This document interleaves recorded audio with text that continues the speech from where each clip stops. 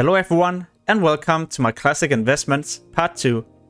In this video, I'll talk about the remaining items that I used to invest into in Classic Phase 1.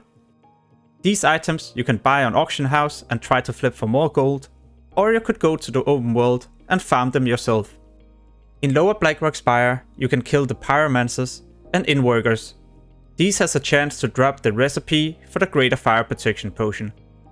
And this item will be expensive in Phase 1 and 2 because you need the Greater Fire Protection Potions for Blackwing Lair, Elixir and Molten Core. Back in 2019, I used to sell these for anywhere between 150 and all the way up to 250 gold in Phase 1. In the previous video, I talked about Pendulum of Doom from Uldaman. There's a lot of expensive items that can drop in Uldaman, for example these two cloth heads. If you can find these on Auction House for next to nothing, then I would recommend you to buy them. As we got into Phase 2, 3 and 4, I used to resell these for anywhere between 400 and all the way up to 1500 gold. In Western Plaguelands, you can find this tower near Heartglen. Here there's some monsters called the Scarlet Spellbinders. These has a chance to drop the Formula Enchant weapon with Crusader. This formula is so expensive, so it's one thing you can either try to flip, but you could also try to farm it yourself at this location. A random world drop that you can find is the Transmute Undead into water. This transmute has 1 day cooldown, and I used to buy these for like 100 to 200 gold, and I could flip them for like 400 to 600 gold.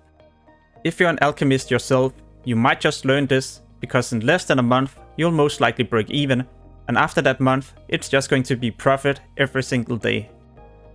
Another world drop to look out for is the recipe Greater Arcane Elixir. These elixirs will be best in slot for all casters throughout all of Classic. So either you could try to buy these and flip them, but you could also learn the recipe yourself and then craft the elixirs. Because this is an easy way to make gold every single time the raid resets. You can also find some green wands in the open world. The Dragon Finger of Healing provides a lot of healing compared to other wands you can get at this level. And even though these are greens, you can probably sell them for anywhere between 100 and all the way up to like 500 gold. So pay attention to this on the auction house. Beside that, you can also get them with like frost or shadow damage, and these will also be expensive because these wands will be pretty much pre-raid biz for most casters.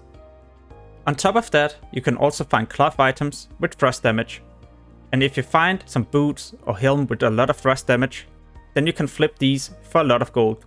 Because most mages would like to get these items as their pre-raid biz. These items also have a chance to grant a lot of shadow damage. And if you can find these on Auction House, you can also flip them for a lot of gold. Because shadow damage will be needed by warlocks. Last but not least, then you can also find these with a lot of bonus healing, and those will also be a little bit expensive. If you haven't already watched part 1, then I recommend you to check out that video. In the future, I'll also post more investment videos for the upcoming phases, so stay tuned for those. As always, thank you for watching, and have an amazing day. Peace.